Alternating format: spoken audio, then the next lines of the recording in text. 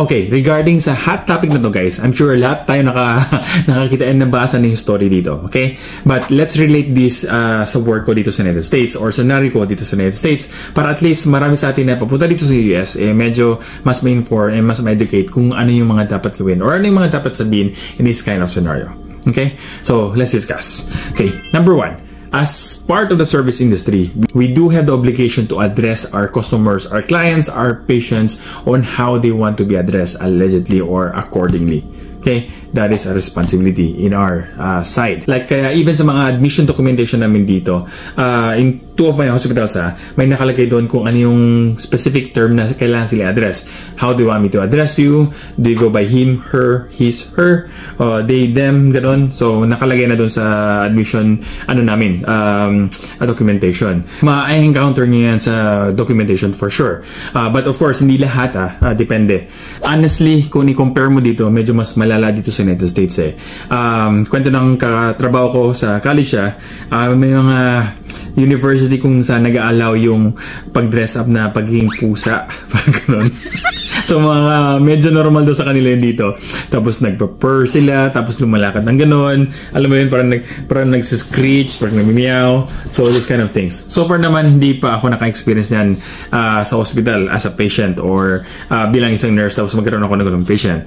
Hindi ko alam sa Pilipinas, if may ganun din ba, please comment down below. So for me, kayo bahala. Kayo na bahala kung gusto nyo gawin yan.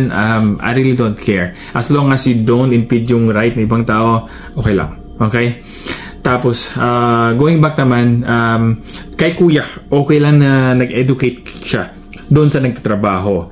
Ang ayaw ko lang is yung punishment niya. I really condone on how he punished this or allegedly, paano niyang pinanish yung worker na yun na pinatayo niya ng 2 hours. I don't think it was necessary. It was definitely uncalled for. Okay?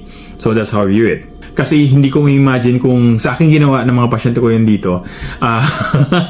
I'm sure baka 8 oras ako nakatayo.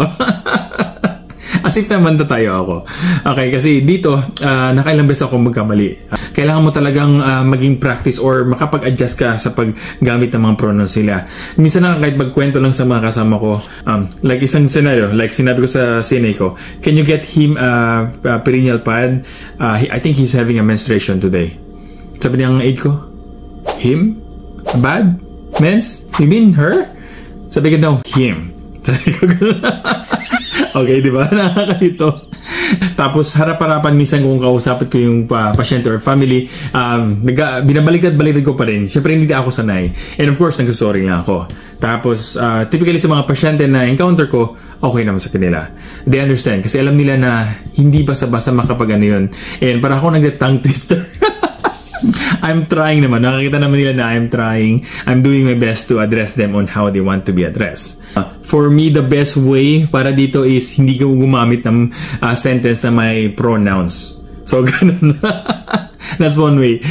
Not to use it na lang. So, para at least hindi ka mahirapan.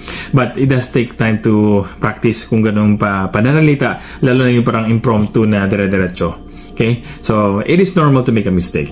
Then, now let's go to number 3. Yung point ko para dito is, yung kailangan mo i-address, yung responsibility na yun, only applies if nag-work ka. Okay? That's how it is kahit dito.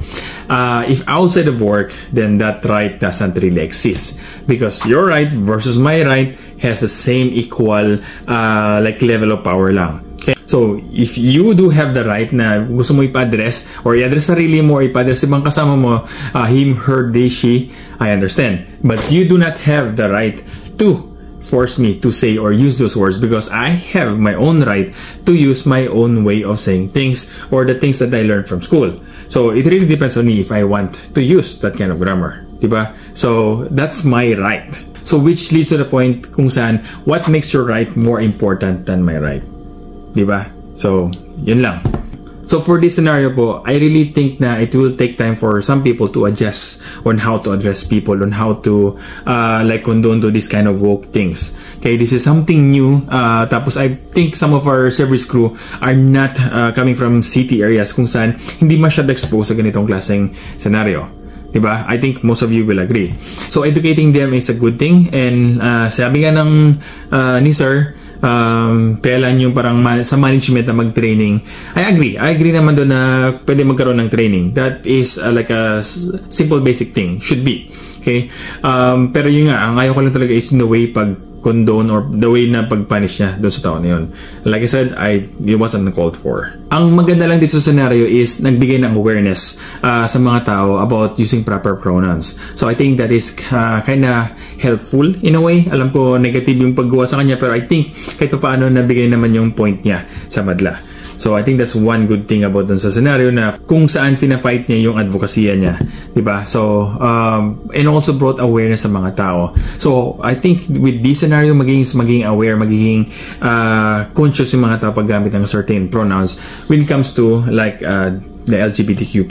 The only thing here is there's always a better way po on how to do certain things. So yun lang. God bless. Bye-bye.